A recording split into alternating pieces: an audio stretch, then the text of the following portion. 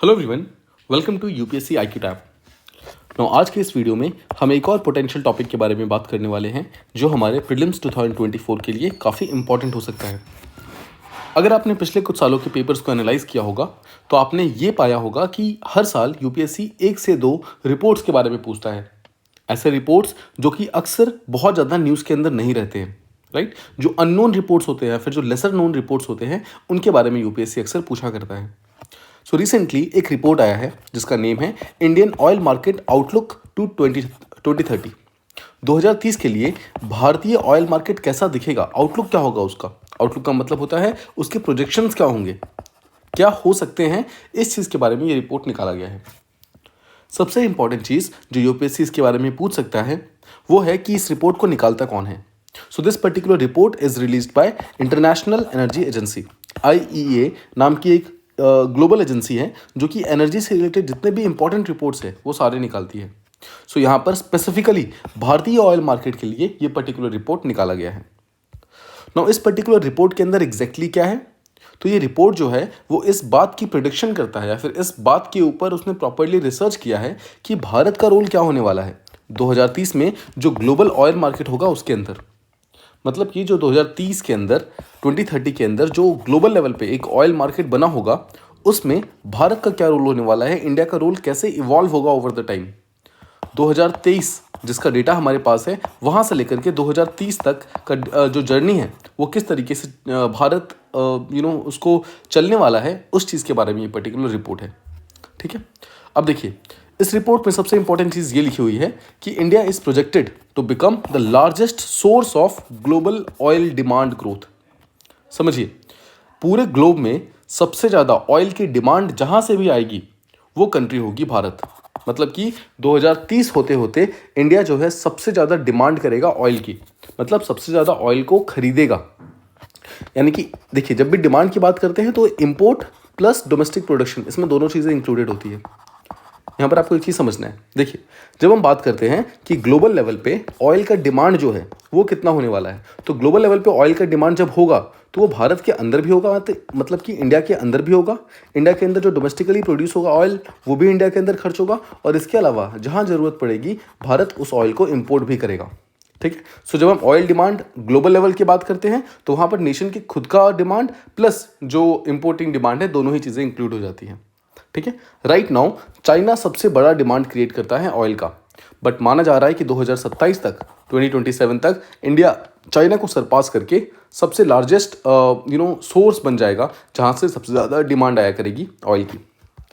इसके अलावा अगर हम देखें तो इंडिया का डिमांड कितना बढ़ सकता है, तो माना जा रहा है कि 2030 होते होते हमारा जो डिमांड है, देखिए अभी कितना हमारा डिमांड है, right now our demand is around 1.2 million barrels per day. मतलब एक दिन में हमें 1.2 मिलियन बैरल्स चाहिए होते हैं ऑयल के। 2030 तक ये इंक्रीज होके 3.2 मिलियन हो जाएगा। मतलब अगर आप ध्यान देखें तो दिस इज ऑलमोस्ट 2.5 टाइम्स, 2.5 गुना ये चीज़ इंक्रीज होने वाला है। इसका रीज़न क्या क्या होने वाला है, क्यों होगा इतना फास्ट इंक्रीज। पहली चीज़ तो भारतीय इकोनॉमी बहुत फास्ट मूव कर रही है, उसके लिए हमें ऑयल की ज़रूरत होगी, because oil as a fuel इस्तेमाल होता है बहुत सारे डिफरेंट प्रोडक्शंस में।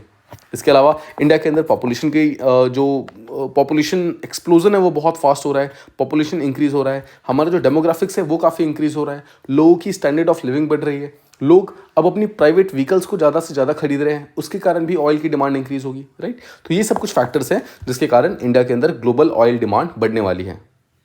अगर हम कुछ स्पेसिफिक फ्यूल्स की बात करें कि कौन से फ्यूल्स का ट्रेंड कैसा रहने वाला है इस पर्टिकुलर रिपोर्ट के अनुसार, तो समझिए इस चीज़ को।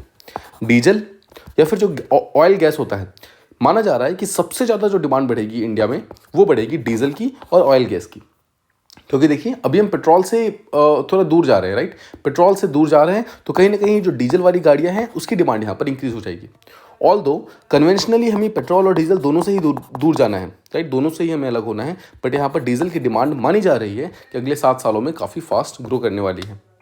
इसके अलावा जो जेट फ्यूल होता है, जेट फ्यूल जिससे एरोप्लेन्स वगैरह मूव करते हैं, वो जेट फ्यूल जो होता है वो केरोसिन से ही बनता है, केरोसिन ऑयल से बनता है। तो जेट फ्यूल और केरोसिन ऑयल दोनों की ही डिमांड काफ़ी ज़्यादा स्ट्रांगली ग्रो करने वाली है आने वाले टाइम में। इसके अलावा भारत का जो पेट्रोल का डिमांड है वो भी ग्रो करने वाला है, भारत का जो गैसोलीन का डिमांड है वो भी ग्रो करने वाला है, भारत का जो LPG का डिमांड है वो भी इंक्रीज़ होने वाला है। और माना जा रहा है कि भारत को अगर डीकार्बनाइज करना है अपने ट्रांसपोर्ट सेक्टर को, ट्रांसपोर्ट सेक्टर मतलब जो व्हीकल्स हैं हमारे, अगर व्हीकल को हमें पेट्रोल और डीजल से दूर लेके जाना है तो उसका सबसे बेस्ट सोल्यूशन क्या है? बायोफ्यूल्स। ठीक है, सो बायोफ्यूल्स जो है माना जा रहा है कि भारत के अंदर एक बहुत ही इंपॉर्टेंट रोल प्ले करेंगे अगर इंडिया डीकार्बनाइजेशन की तरफ बहुत ही स्ट्रांगली मूव करता है। एक चीज समझिए, देखिए अभी हम पेट्रोल एंड डीजल यूज करते हैं, right? Petrol and diesel basically fossil fuel से बनते हैं। फॉसिल फ्यूल से दूर जाने का हमारे पास यहाँ पर दो तरीका है। पहला है डीकार्बनाइज करो, मतलब इन पर्टिकुलर फ्यूल्स को इस्तेमाल मत करो जिसके अंदर कार्बन है, रादर दूसरे जो फ्यूल्स हैं जो कि बायोफ्यूल्स हैं उनको इस्तेमाल करो, बिकॉज बायोफ्यूल्स के अंदर कार्बन कंटेंट बहुत ही कम होता है और स्पेशली जब वो कंबस्ट होता है, मतलब जब वो जलता है तो उसके अंदर से कार्बन नहीं निकलता। और सेकंड तरीका है इलेक्ट्रिक व्हीकल्स।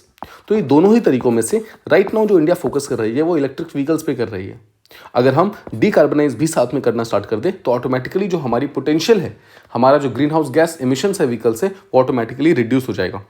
ठीक है, so I hope this is clear कि बायोफ्यूल्स का डिमांड भी टाइम के साथ काफ़ी ज़्यादा इंक्रीज होने वाला है।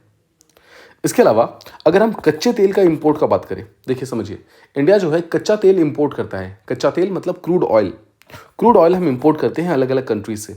माना जा रहा है कि 2030 तक हमारी जो इंपोर्टिंग जो हमारी डिमांड है वो भी काफ़ी ज़्यादा इंक्रीज होने वाली है, राइट? माना जा रहा है कि हमारे यहाँ पर जो ऑयल की डिमांड होने वाली है वो बहुत ज़्यादा इंक्रीज इसलिए भी होगी बिकॉज धीरे धीरे हमारा डोमेस्टिक प्रोडक्शन रिड्यूस हो जाएगा।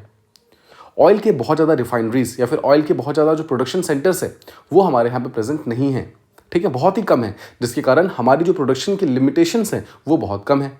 लिमिटेशंस हैं, हम बहुत ज़्यादा प्रोड्यूस नहीं कर पाते। हमारे यहाँ पर बहुत सारे सोर्सेस नहीं है जहाँ पर पेट्रोलियम पाया जाए, जहाँ पर क्रूड ऑयल पाया जाए। इसीलिए एक टाइम आएगा जब धीरे धीरे हमारा डोमेस्टिक प्रोडक्शन रिड्यूस हो जाएगा और हमारा जो इंपोर्टिंग डिमांड है वो और ज़्यादा इंक्रीज हो जाएगा। राइट नाउ सबसे ज़्यादा जो क्रूड ऑयल को इंपोर्ट करते हैं वो है अमेरिका यानी कि यूएसए, और सेकंड नंबर पे चाइना है और थर्ड नंबर पे इंडिया है। सो राइट नाउ भारत तीसरे नंबर पे है कंजम्पशन करने में ऑफ क्रूड ऑयल्स, मतलब कच्चा तेल का जब कंजम्पशन की बात आती है तो भारत तीसरे नंबर पे है after US and China. But माना जा रहा है कि ये चीज़ आने वाले समय में इंक्रीज हो सकती है और भारत पहले नंबर पे भी आ सकता है। अब अगर हम ऑयल की एक्सपोर्ट की बात करें तो भारत जो है एक बहुत ही की एक्सपोर्टर है एशिया के छोटे छोटे कंट्रीज़ के लिए, और अटलांटिक बेसिन में जितने भी छोटे छोटे आइलैंड्स हैं उन सारे के सारे आइलैंड्स के लिए, इन एशियन कंट्रीज़ के लिए भारत एक बहुत ही मेजर एक्सपोर्टर है। स्पेशली 2022 के बाद, देखिए 2022 के बाद हुआ क्या है, यूरोप क्या करता था 2022 से पहले, वो रशिया से गैस खरीदता था, रशिया से और यूक्रेन से, इन दोनों से गैस खरीदता था। और इस पर्टिकुलर गैस के ट्रांसफ़र के लिए यूरोप और रशिया के बीच में एक पाइपलाइन हुआ करती थी जिसे नॉर्थ स्ट्रीम पाइपलाइन कहते थे। नॉर्थ स्ट्रीम टोटल 2 पाइपलाइंस थी, north stream 1 and north stream 2। कि दोनों ही पाइपलाइंस बेसिकली रशिया से यूरोप को जोड़ती थी, जिसके थ्रू ऑयल जो है, ऑयल एंड गैस, ये दोनों ही रशिया से और यूक्रेन से वो वहाँ तक जाता था, यूरोप तक जाता था। बट जब से 2022 में रशिया और यूक्रेन का वॉर स्टार्ट हुआ है तब से यूरोप ने ऑब्वियसली इस पर्टिकुलर ऑयल को खरीदना बंद कर दिया है। अब लेकिन ऑयल तो यूरोप को चाहिए, अब वो ऑयल कहाँ से खरीदेंगे? तो देखिए यहाँ पर एक बहुत ही इंपॉर्टेंट एक्सपोर्टर जो बनकर आया है वो है इंडिया। इंडिया अभी भी, अब इंडिया जाकर के यूरोपियन कंट्रीज़ को ऑयल एक्सपोर्ट कर रहा है, इस चीज़ को ध्यान से समझिएगा। ठीक है, अब यहाँ पर समझने वाली बात क्या है? समझने वाली बात यह है कि हम क्रूड ऑयल को इंपोर्ट करते हैं। क्रूड ऑयल मतलब कच्चा तेल, हम कच्चा तेल इंपोर्ट करते हैं, इसको रिफाइन करते हैं रिफाइनरीज में, और फिर उसको हम एक्सपोर्ट करते हैं। तो जो हम एक्सपोर्ट करते हैं वो एक्चुअली रिफाइंड ऑयल होता है। ठीक है, रिफाइंड मतलब साफ़ किया हुआ ऑयल। तो साफ़ किया हुआ ऑयल को हम एक्सपोर्ट करते हैं, बट जो कच्चा तेल होता है उसको हम यहाँ पर इंपोर्ट करते हैं। सो कच्चे तेल में हमारी डिमांड लगातार बढ़ रही है, और इस रिफाइंड जो ऑयल है, मतलब जो रिफाइंड कर दिया है हमने, उस पर्टिकुलर ऑयल को हम यहाँ पर एक्सपोर्ट कर रहे हैं। और माना जा रहा है कि आने वाले समय में भारत एक मेजर एक्सपोर्टर की तरह इंक्रीज होने वाला है, बाकी पूरे वर्ल्ड के लिए भी। उम्मीद करता हूँ इस पर्टिकुलर रिपोर्ट के बारे में आपको समझ आ गया होगा। यहाँ पर जो सबसे इंपॉर्टेंट चीज़ है जो यूपीएससी पूछ सकता है, दैट इज़ कि इस रिपोर्ट को निकालता कौन है। इसके अलावा कुछ प्रोजेक्शंस के बारे में पूछ सकता है, फ्यूल्स का किस तरीके का ट्रेंड रहने वाला है इसके बारे में पूछ सकता है। एंड स्पेशली अगर ये पर्टिकुलर जो रिपोर्ट है वो इंटरनेशनल एनर्जी एजेंसी के द्वारा निकाली गई है तो ऑब्वियसली ये बहुत ज़्यादा इंपॉर्टेंट है। सो इसके बारे में हमें डेफिनेटली बहुत ही अच्छे तरीके से पता होना चाहिए। आपका मेन एम यहाँ पर ये है कि आपको टाइम टू टाइम इन टॉपिक्स को रिवाइज करते रहना है, सो दैट इन टॉपिक्स की जो कंसेप्चुअल क्लैरिटी है वो आपके माइंड के अंदर बैठ जाए, सो दैट एग्जामिनेशन के अंदर अगर कोई भी क्वेश्चन आता है तो आप इजीली उसको मार्क करके +2 को अचीव करें। आई होप आपको ये वीडियो अच्छी लगी हो और इससे कुछ नया आपको सीखने को मिला हो। अगर आपको ये वीडियो अच्छी लगी हो तो please do like, share and subscribe, and thank you so much for listening.